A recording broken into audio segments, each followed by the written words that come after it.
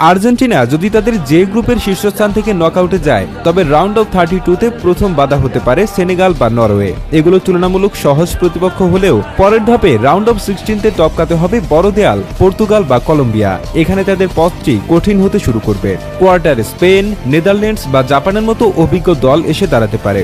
সেমিফাইনালে পৌঁছালে আবার সামনে উঠে আসতে পারে ফ্রান্স, ইংল্যান্ড কিংবা ব্রাজিল। আর ফাইনালে গেলে প্রতিপক্ষ হিসেবে দাঁড়াতে পারে পর্তুগাল, জার্মানি বা বেলজিয়াম।